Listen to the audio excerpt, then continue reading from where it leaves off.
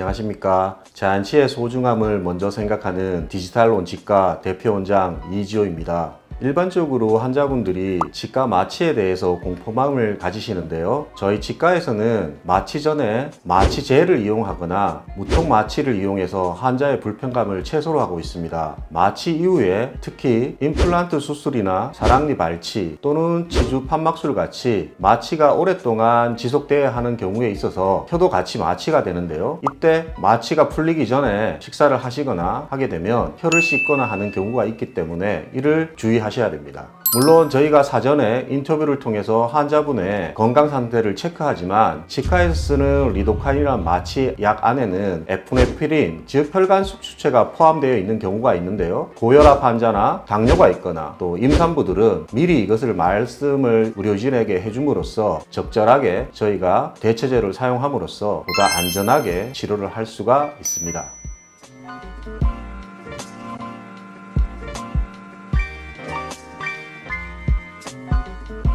흔히들 잇몸 치료를 하면 환자분들이 알고 계시는 스케일링, 그리고 이제 저희가 전문적인 치주 소파술, 저희 병원에서 치주과 전문의로서 시행하는 엠도게인 골 재생술이 있는데요. 잇몸 치료 전과 후에 물론 구강 관리도 중요하고요. 부었던 잇몸이 가라앉으면서 초기에 지각 감인 증상이 나타날 수 있는데요. 저희 의료진이 시키는 대로 칫솔질의 올바른 방법을 해주신다면 대개는 치료를 받고 난 다음에 8주 후면 시린 증상이나 잇몸에 들뜨고 아픈 증상들이 낫기 때문에 무엇보다도 환자분의 꾸준한 구강 관리가 중요하다고 할 수 있습니다.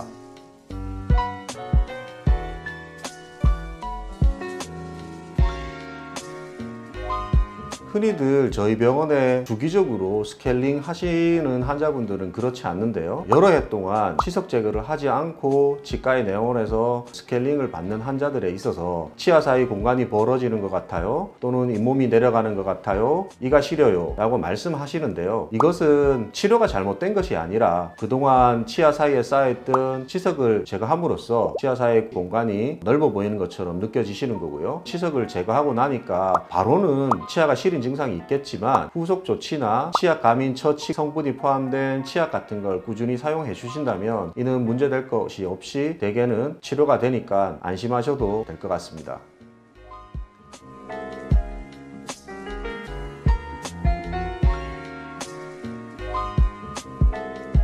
임플란트라고 하면 임플란트 수술과 임플란트 보철의 두 파트로 나눠지는데요. 임플란트 수술 시에는 사랑니 발치 등과 같이 출혈 또는 감염, 부종 이것에 주의를 기울이시면 되고요. 물론 저희가 수술 후에 항생제 처방이나 냉찜질 같이 주의사항을 알려드릴 거고요. 시간이 지나서 골유착이 이루어진 다음에 치아를 본을 뜨고 임플란트 보철을 하게 되면요, 처음에는 무른 식사부터 천천히 함으로써 씹는 느낌이나 이런 것들이 자연치와는 좀 다르지만 대부분 한두 달 이내에 잘 적응이 되니까 걱정은 안 하셔도 무방합니다.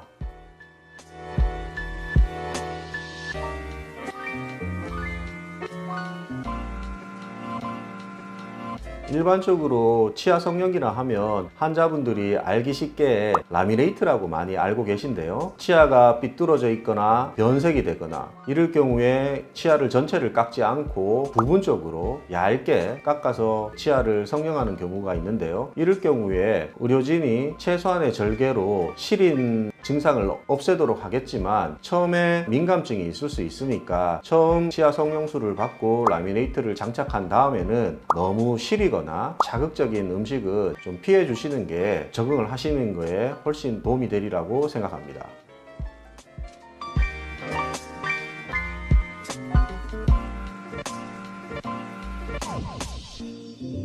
사랑니 발치에 대해서 환자분들이 되게 두려워하거나 궁금증을 많이 가시는데요. 특히 이제 아래턱의 사랑니를 발치할 때는 하치조 신경이라는 신경이 사랑니 뿌리 끝에 걸리는 경우가 대부분입니다. 그래서 발치 전에 CT 촬영이나 이런 걸 통해서 저희가 사랑니와 하치조 신경 간의 관계를 정확히 알고 환자분에게 합병증이나 일어날 수 있는 가능성에 대해서 설명을 드리는 것이고요. 안전하게 사랑니를 뽑았다 할지라도 수류의 출혈이나 감염이 될 우려가 있습니다. 그래서 반드시 처방해준 약은 꼭 드시고요. 수류의 무리한 운동이나 음주, 흡연 같은 거는 당연히 피해 주셔야 하리라고 생각합니다.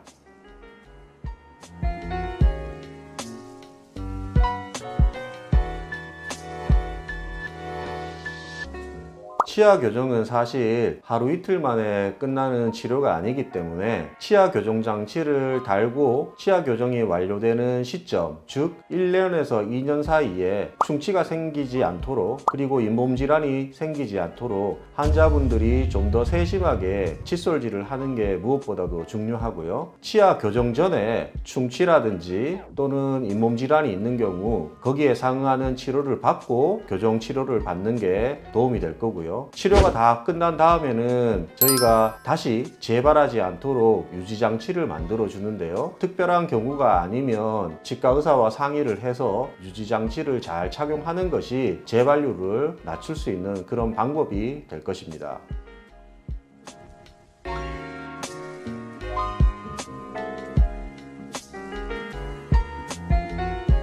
신경치료라 하는 것은 저희는 근간치료라고 하는데요. 치아 안에 이제 연조직에 펄프라고 하는데요. 거기에 염증이 생긴 경우에 우리가 신경치료를 하게 되는데요. 신경치료를 하게 되면 처음에는 마취가 풀리고 조금 불편한 느낌이 있을 수 있는데요. 그것도 두세 번 정도 치과에 나오셔갖고 치료를 하면 그런 증상들은 대부분 사라질 것이고요. 신경치료를 하는 동안에 저희가 임시약을 치아에 이렇게 메꿔 드리는데요. 음식을 드시다가 빠지게 되면 이것을 통해서 감염이 되면 더 큰 통증과 문제를 야기할 수 있으니까 반드시 임시약제가 빠지게 되면 바로 치과로 내원하셔서 임시약제를 때울 수 있도록 해주시는 게 중요하고요. 신경치료 기간 동안에는 치아가 약해져 있으니까 너무 단단한 음식이나 이런 걸 씹게 되면 치아가 부러질 수 있으니까요. 가급적이면 치료를 받는 편 반대편으로 식사를 하는 걸 권해드리고 있습니다.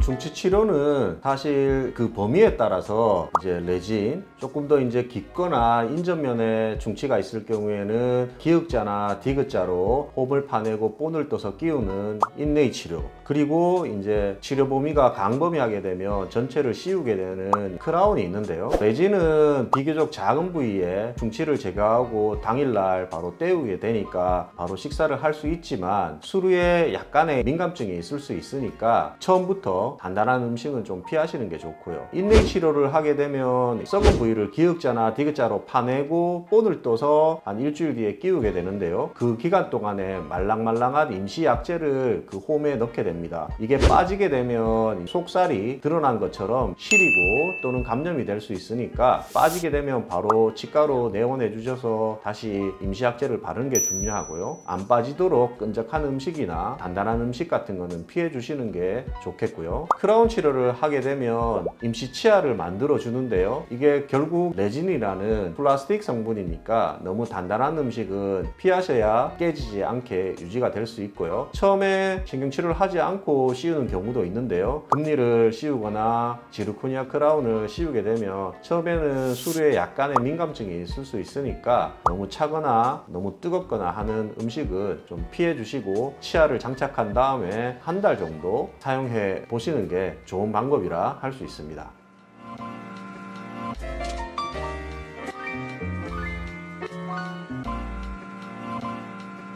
치아가 상실된 경우에 양쪽에 있는 치아를 갈아서 씌우는 경우를 우리가 브릿지를 한다 또는 크라운 브릿지를 한다고 얘기하는데요. 상실된 치아와 자연치 사이에 공간에 음식물이 끼거나 하게 되면 또다시 치주질환이 생기거나 또 2차 충치가 생겨서 브릿지한 치료가 수명이 짧게 되는 경우가 많으니까요. 시간 칫솔을 사용한다든가 치실 같은 거를 사용해서 환자분이 관리를 적극적으로 하시는 게 중요하고요. 또 정기적인 치과 검진에 나오셔갖고 저희 의료진들이 환자분이 할 수 없는 곳까지 세밀하게 슈퍼플러스 같은 걸 이용해서 닦아드리는 것이 브릿지의 수명을 연장시킬 수 있는 방법이라 할 수 있습니다.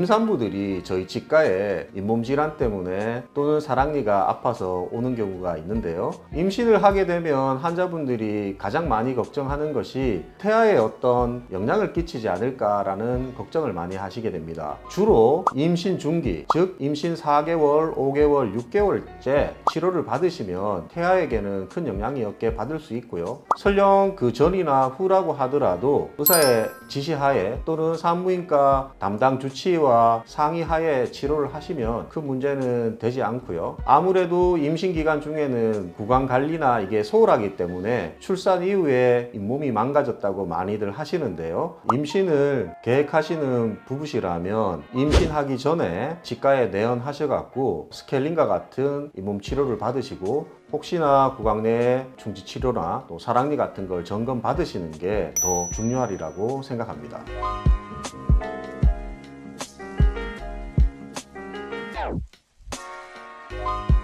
흔히들 위턱에 어금니가 빠지게 되면 부비동이라고 하는 상악동이 공기주머니가 내려옴으로써 골폭이 좁아지게 되는데, 이때 임플란트를 식립하기 위해서 상악동 골이식술이라는 골이식술을 시행하게 됩니다. 다른 수술과 마찬가지로 수류의 감염이나 부종도 물론 주의하셔야 되는데요. 특히 상악동은 비강과 연결되기 때문에 수류에 흡연을 하시게 되면 치명타를 입게 되고요. 또 수술 후에 빨대를 사용한다든지 코감기가 걸리게 되면 큰 문제를 야기하게 됨으로써 저희 의료진이 처방한 대로 처방약을 드시고 적절한 주의사항만 지켜주신다면 큰 무리 없이 골이식이 잘 되어서 임플란트를 식립할 수 있는 골을 만들 수 있다고 생각합니다.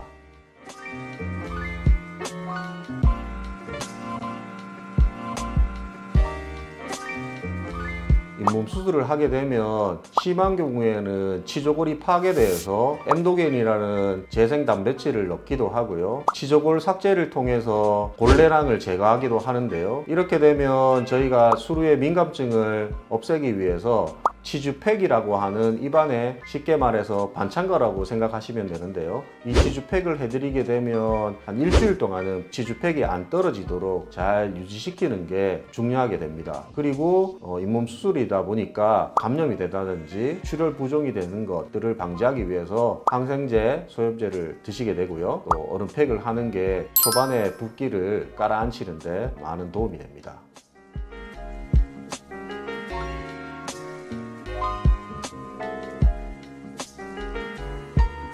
언론상에서나 저희 치과에 내원하셔도 많이 물어보는 것들이 이거 꼭 치료해야 되나요? 아니면 어떤 치과는 가행 진료를 한다던데, 이런 말씀들을 많이 하고 또 환자분들도 거기에 대한 걱정이 많으신 것 같아요. 제가 권유드리는 거는 늘 가깝게 다닐 수 있는 동네 치과를 이용하라는 것이고요. 또 한자리에서 오랫동안 대표 원장이 변하지 않고 진료를 하시는 치과에 가는 것을 권해드리고 있고요. 저희 치과는 치주 전문의와 소아치과 전문의가 진료하고 있기 때문에 더 환자분에게 신뢰할 수 있는 진료를 제공해 드리니까 안심하고 내원하셔서 상담 받으시고 진료 받으시면 되리라고 생각합니다.